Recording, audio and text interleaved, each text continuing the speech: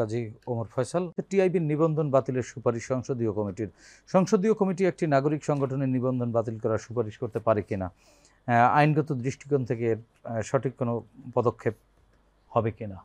সুরঞ্জিত সেনগুপ্ত ছিলেন এই স্ট্যান্ডিং কমিটির চেয়ারম্যান। উনি বলেছিলেন যে এটা বিরোধী দল এটাকে আমাদেরকে পার্লামেন্টকে ক্রিটিসিজম করতে পারে অথবা সাধারণ মানুষ করতে পারে, একটা এনজিও কেন করবে, এবং বেশ কিছু কথা বলেছিলেন। তো এই গ্রাউন্ডটাকে আমার কাছে খুবই হাস্যকর মনে হয়েছে। একটা এনজিও কেন এই একটা পার্লামেন্টকে ক্রিটিসাইজ করতে পারবে না। তো আসলে মানবাধিকার এবং দুর্নীতি নিয়ে কাজ করে, তারা তো আসলে সরকার বিরোধী বা সরকারকে এখন দুর্নীতি নিয়ে কথা বলতে হলে বিরোধী কোনো সংগঠন না। আপনি দুর্নীতি নিয়ে কাজ করতে হলে প্রো গভর্নমেন্ট কথা বলাটাই তো কঠিন। মানে টিআইবির নিবন্ধন বাতিলের সুপারিশ কেন করতে হলো? এখন ওই সরকারের কি এমন দুর্নীতি ছিল বা কি এমন ভয় ছিল টিআইবি কে নিয়ে? টিআইবি রিপোর্ট নিয়ে বিভিন্ন সময় আওয়ামী লীগ গভর্নমেন্ট কিন্তু খুব পছন্দ করতেন একটা সময়, যখন তারা বিরোধী দলে ছিলেন।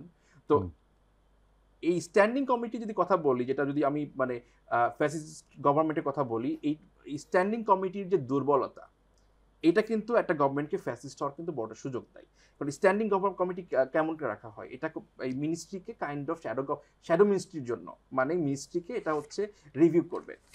আমাদের স্ট্রাকচার আছে স্ট্যান্ডিং কমিটিগুলোতে, এটা কনস্টিটিউশন বলেন, rules of procedure of business of the parliament বলেন, এটা এমন একটা অবস্থায় করা হয়েছে যে এটাতে আসলে, এবং আর্টিকেল 70 এখানে আছে, এইটা আসলে একটা জাস্ট নামকবাস্তে একটা কমিটি করা, এবং এই পর্যন্ত কোনো পজিটিভ কোনো চেঞ্জ এই স্ট্যান্ডিং কমিটি আনতে পারেনি। আমি বলবো যে হ্যাঁ, এই যে চেঞ্জ, এই যে এই রিপোর্টটা, এটা আমি মনে করবো যে খুবই একটা ভালো একটা রিপোর্ট।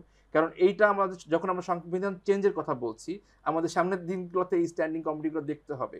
স্ট্যান্ডিং কমিটি কীভাবে আরও প্রোঅ্যাক্টিভ হয়, আরও জনগণের পক্ষে কথা বলতে পারে, গভর্নমেন্টের সমালোচনা করতে পারে, এবং উইদাউট এনি রেপারকেশন, এটা নিয়ে আমাদের চিন্তা করতে হবে। এবং যখন সুরঞ্জিত সেনগুপ্তের মতো লোক এই কথাগুলো বলে, তখন কিন্তু এটা কিন্তু খুবই একটা অ্যালার্মিং, এবং আমাদের ভবিষ্যতে এই বিষয়ে সতর্ক থাকা উচিত।